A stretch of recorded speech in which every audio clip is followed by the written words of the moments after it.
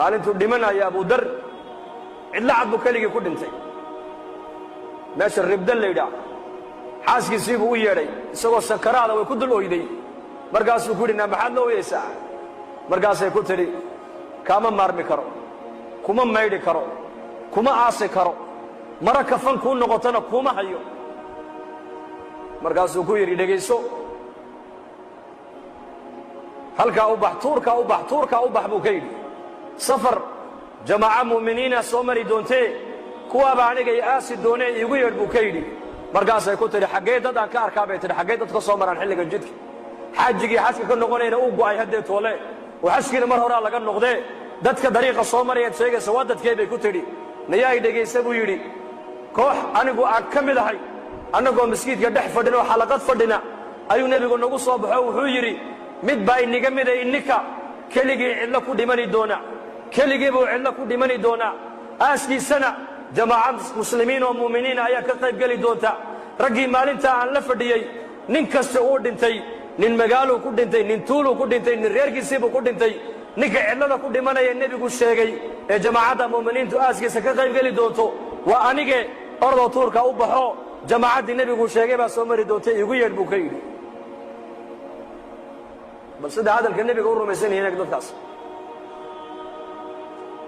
muslimiinta maanta adduunyada joogta iyo muslimiinta qarniga caalamka joogtay farqiga inoo dhaxeeya waa yaqiin khabarka nabi maxamed ay ka maqleen ayay boqolkii boqol iyo ku rumaysnaayeen boqolkii boqol ninkii nabigu uu sheegay buu waa aniga ee cidlada ku dhimanaya raggii kale oo dhan way wada dhinteen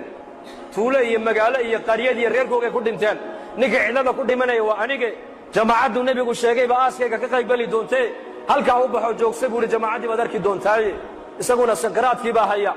tuurtaaba buur bay fuushaa xagga iyo xagga wax ka socday eegta haddana way soo noqotaa maradeeda intay qoysay madaxa u saarta haddana way ku noqotaa siday u noqonaysay ba aragta jamaacad muslimiin oo dariiqa maraya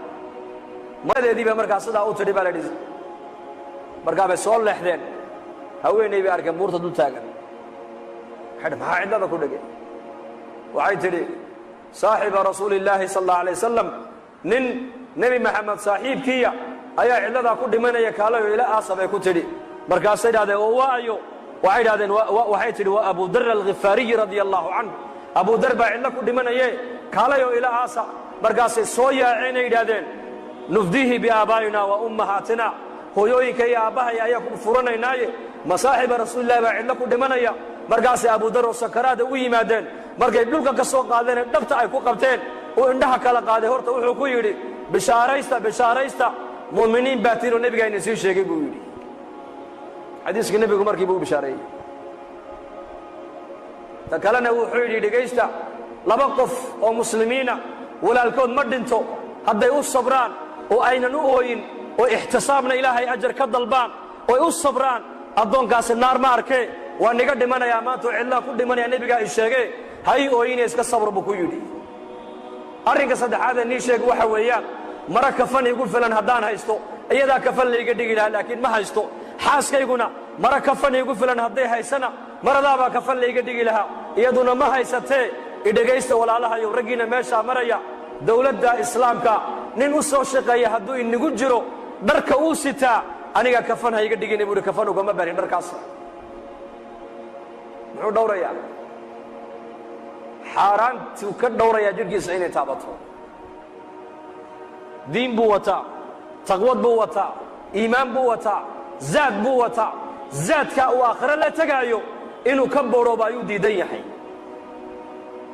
innagana zamankan halkan marayna waxaan ku cunin baa la cunaa ilaa wax walba cunta Soomaali gaajada un baa xaaraana bay ku odhanayaan gaajada un baa xaaraana kullu jismin نبت في الحرام فالنار أولى به جرك الصو حاران كربو نبي قولي النار تاو حقلو عني دون تبو رسولك يقول حارانتو اسكدا هذيك إلى شاود هذا تأثير شاود هذا ويسامين وبتكاك حارانتو تقودنا أولاد يسكسوا بحلا ورع أولاد بكسوا بحا